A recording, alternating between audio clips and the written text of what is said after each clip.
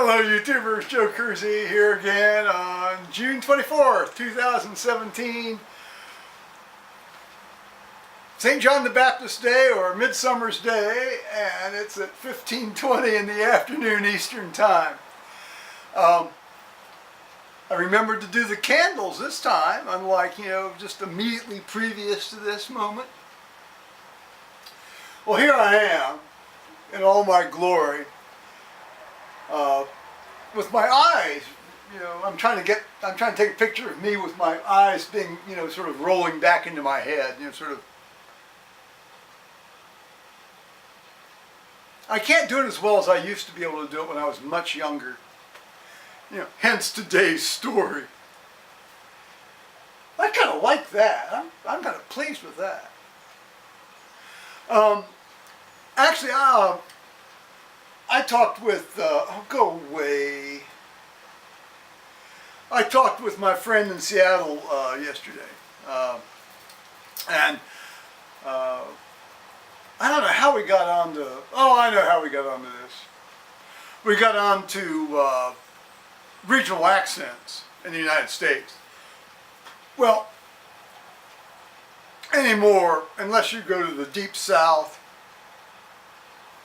or the New England coast, say New York City, that kind of thing.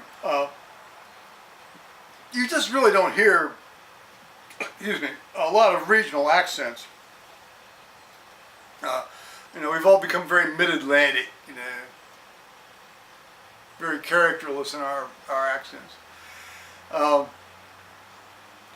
think I have a moderately distinctive accent. That's closer to the, that's relatively close to the original, sort of old Midwest accent. But it's heavily influenced by,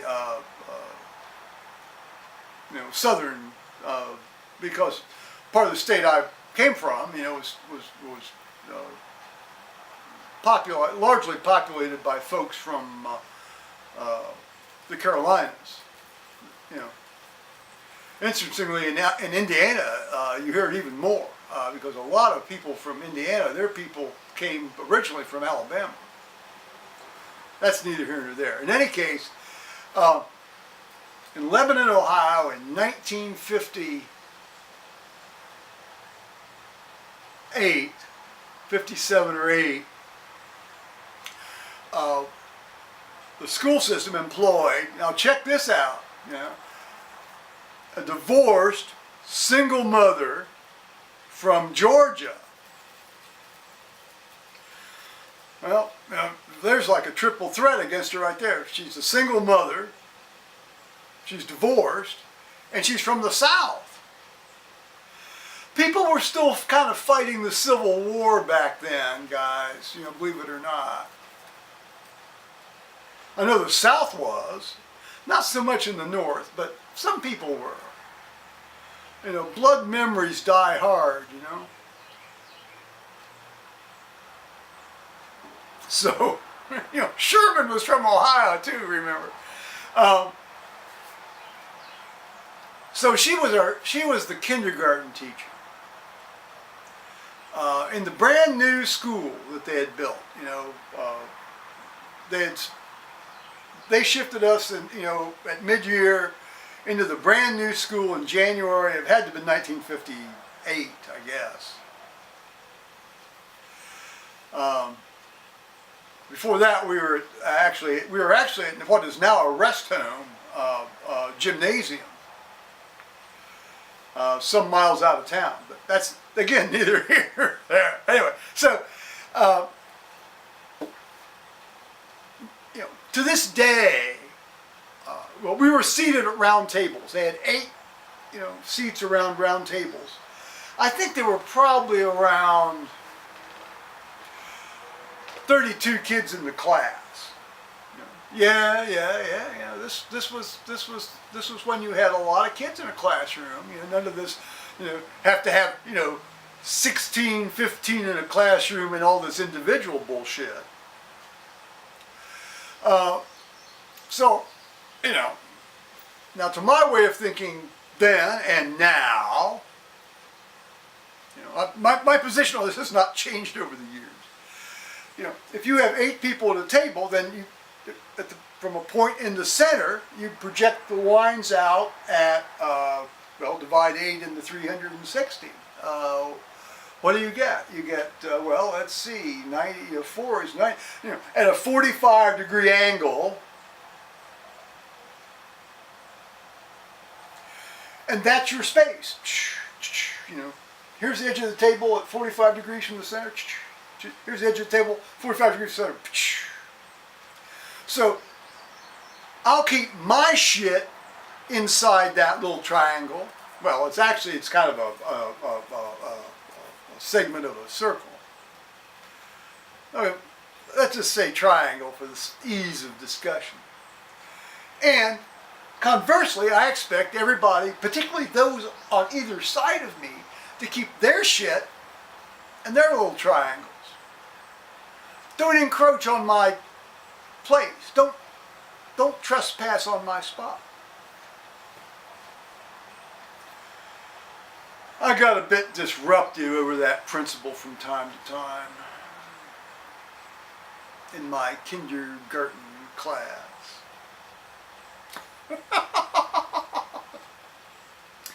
I'd love to tell you this woman's name, but I won't. Because actually, interestingly, her son was also in the kindergarten class. I can't remember his first name. Well, one day, let's just call her, we'll call her Mrs. Alton. You know, that's not her name, but it's close to it. So Mrs. Alton, you know, this school, having been recently built, it was like, you know, the very latest modern design, and it was built in modules. You had 4-room modules, module on a campus, you know, connected by sidewalks undercovers, and landscaping, and it was very nice, actually. And it's still not a bad design, actually, when you get right down to it.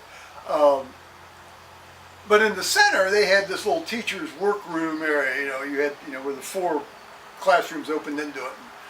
And, you know, at that time they could go in there and have a smoke. You know, they could decompress.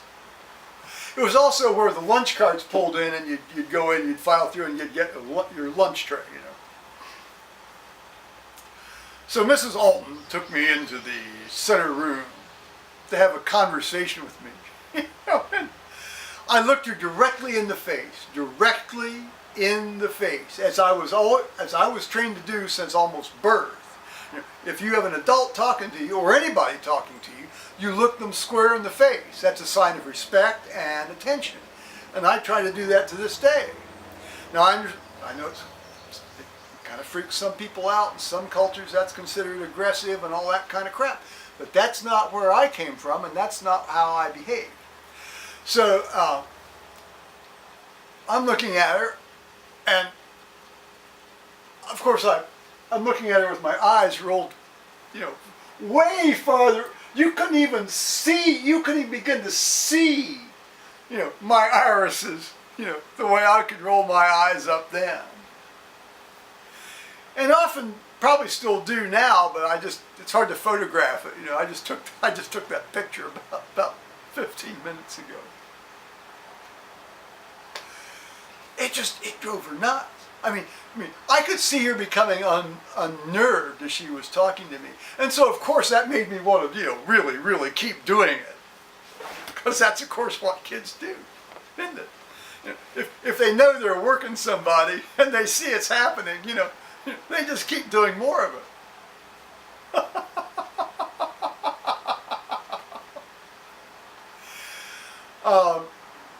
She did not strike me. Yes, people were allowed to strike children then, you know, when they needed it. But I hadn't, you know, called her a cunt or anything. I mean, eminently respectful, except for the eye.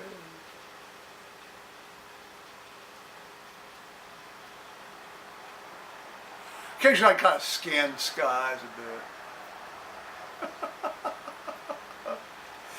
Well, about 2 months later, she just couldn't take being in the north anymore.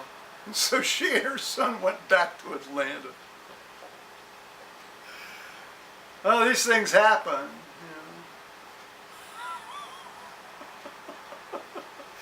Well, that's my little story here for this little episode. Bye-bye, YouTube.